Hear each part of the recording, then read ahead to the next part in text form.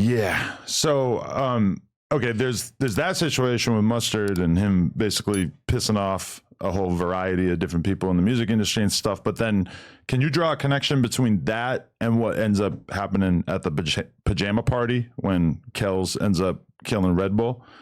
Or are these like separate situations that kind of all that was kind of tied in together because those at the end of the day, all those communities are connected. Right. So I mean, you got even in the Compton communities, you got the Inglewood communities, you got all these different communities. At the end of the day, all those communities are connected.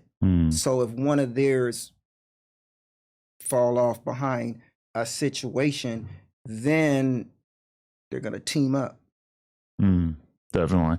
So when he ends up getting arrested for that situation and you hear about all that stuff, how does that sit with you? Or is that a moment where you're like, so many of the things that I had really hoped he could have avoided are basically kind of coming true at this point? I was thinking that too. And then I was just thinking, just like, damn, man, man, what, how as a father, you just feel like, yeah, I'm in a situation. Damn, I couldn't be. You know how you feel like a dad? I couldn't be there, man. Like, it's like, man, come on. Yes. Definitely. Did you talk to him about the beef and stuff? Did you try to kind of urge him to like maybe we should try to lessen this tension? Or well, I couldn't get to him at the time because at this time I guess he was in the county jail or whatever, and yeah, it was just kind of hard for me to talk to him. And when he, like I said, when Daryl came over, he was so happy and talking about happy stuff and good stuff. He would just be talking about music, or maybe he's just trying to think he keeping it away from me. Like, bro, come on now. I'm one of the biggest OGs in LA, bro. I know everything that you doing. I mean, yeah, there was like because I saw him a bunch around that time, and never was there any kind of indication that he was involved in this whole street thing. He always was just like super just overjoyed to be free, to be hanging out, getting up, having a good time with everybody. Like it was just as much as now when you go and you watch these little documentaries about that time in his life and everything, and you see all this stuff, it's like that wasn't necessarily the vibe for so many of us that knew him. It's like that wasn't the thing that we were always thinking about or whatever. That was some shit that we knew he had going on, but really, like, we're not super street oriented, so we're not necessarily thinking about that. I remember like we made a conscious decision at No Jumper to just like not document any of the back and forth with that shit because it just felt way too close to home. So you would say he was this cool, smiling, cool guy. That's the same vision of him I have. He was always this cool, guy, man. It was just happy and he was down to help his friends, and if he making money, y'all gonna have some money. If Daryl has some money, they gonna have some money. If I come up, y'all gonna come up. That was him. But I'm gonna be the leader. Yeah, totally. I mean, during that time period, you were having a hard time getting in touch with him. When do you think the last time you actually spoke to him or saw him when was? I gave him the beats. Oh, okay. That was the very last time that me and him was face to face when I gave him the beats. Ralphie would come out there a lot, you know what I'm saying? But Daryl, like I said, they rotated him. Ralphie would come out there when Daryl was locked up. Yeah, because people forget that there was this whole time period where it felt like he was just going to be sitting in jail forever. Yeah. Like it felt like they were just not ever going to come to any level of clarity because the murders that had taken place, basically they had already found people to charge with those. And instead they're trying to treat Drakeo like he was the ringleader of all this stuff. And you're just kind of wondering, like, because they took him to trial and it was a hung jury, right? And then they basically were going to try him again. It didn't end up happening. They ended up releasing him. But there were years and years there where he was at his prime, really, where we didn't really get to see anything from him. And like, what was it like for you as a dad at that point? Like, did you kind of feel just this pure frustration? I mean, Ralphie was locked up at the same time too. So you're just thinking. And at that time they had them both. Yeah. And Ralphie was for some, like, he was doing credit card stuff, I believe, at the time and everything like that.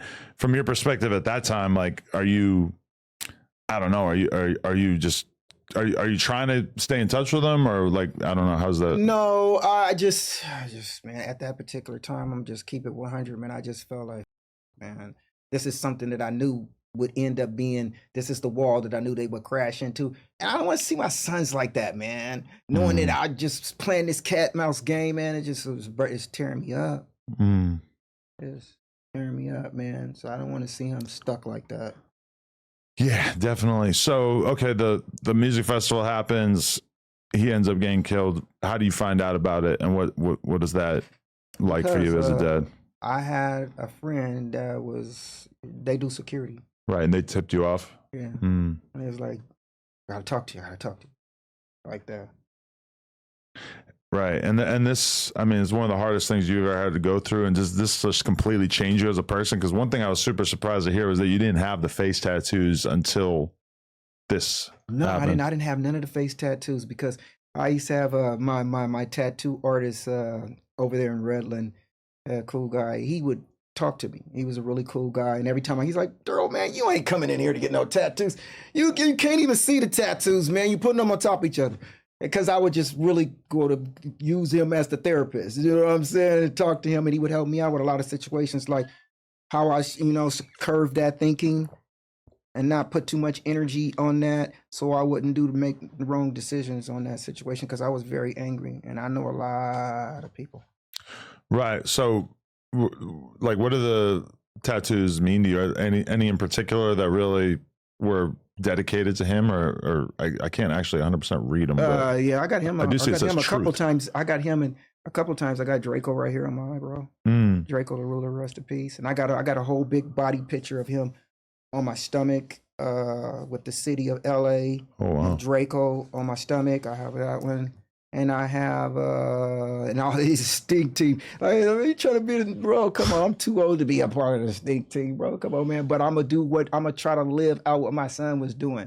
So what he was doing, that's what I'm gonna be a part of. So I got to do a little Buddha and the stink team stuff put on me, Yeah, I mean, it's got to be the hardest thing to go through as a parent, to see their son be taken out this world prematurely like that.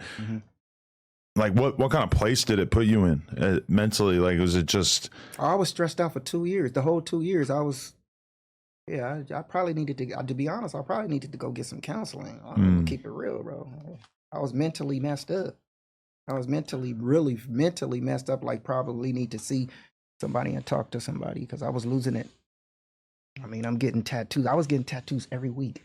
And the guy just refused. The only reason why I stopped, because he refused to get me any more tattoos. Like, bro, I'm not doing it. Really?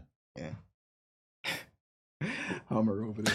Was it like, because when it comes to tattoos, especially as you get older, one thing I find is that, like, when you're 18, there's like all kinds of shit that you are excited to get tattooed on you. And then as you get older, at least for me, there's just less and less things that I feel so strongly about that I want it on my body for the rest of my life, which is why I barely have gotten tattooed in like the last 10 years. But then you go through that kind of experience and you go through something that is so powerful that, like, you almost didn't even know that you could go through anything that would be this devastating or world changing. And it's just interesting to me that you were this late in life and still that was the thing that you were like, okay, you know what? This is the one thing that's deserving of the real estate on my face. Yeah, man, this real estate on my face represent the pain and suffering of what I was going through from them, doing what they did to my son. Everything 420 really is that one-stop shop. Whether you're looking for your go-to gear or something new and unexpected, they got options for days, and they're always dropping mystery boxes and deals. The E420 app is clean, shipping is quick, and they literally have everything. Don't forget to use code NOJUMPER at checkout.